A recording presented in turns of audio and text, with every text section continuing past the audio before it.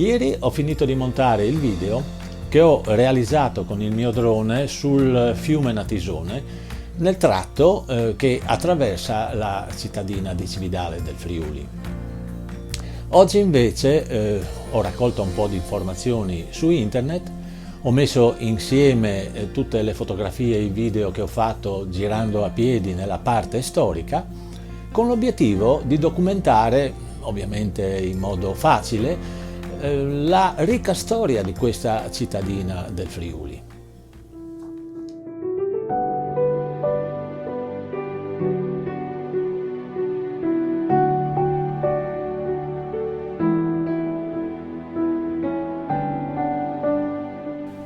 Attraversata dal fiume Natisone, Cividale si trova in una zona di confine dove razze e culture si sono alternate mescolandosi e tramandando fino ai nostri giorni la sua eredità storica.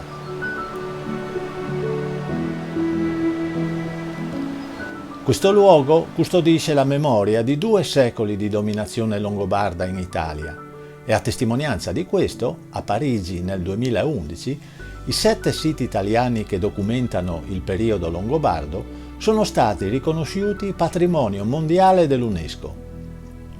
Il capofila di questi siti è Cividale con il suo tempietto longobardo.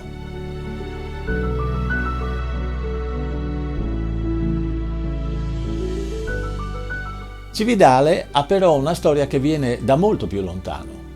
Venne infatti fondata da Giulio Cesare tra il 56 e il 50 a.C. e gli diede il nome di Forum Iuli, ovvero il Foro di Giulio, da cui poi deriva anche il nome Friuli dell'attuale regione italiana.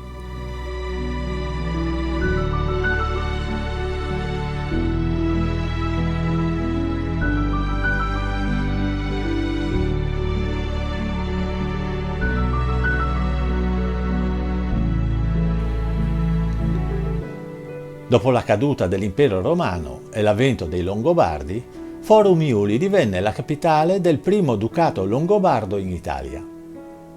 In quanto patrimonio dell'UNESCO, il tempietto longobardo situato all'interno del convento benedettino di Santa Maria in Valle si presenta come un'aula con pareti e volte decorate con affreschi, un pavimento intarsiato e un leggio di pietra su una colonna in marmo greco.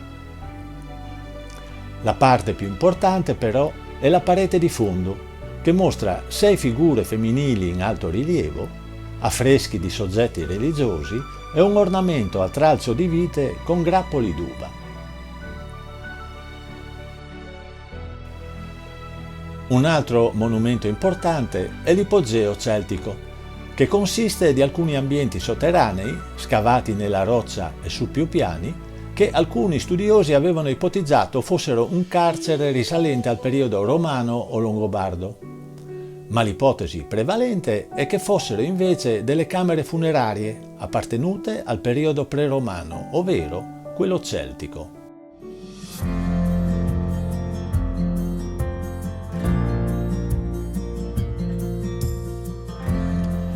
La lunga e articolata storia di Cividale è testimoniata dai tanti reperti che sono esposti sia nel Museo Cristiano che nel Museo Nazionale.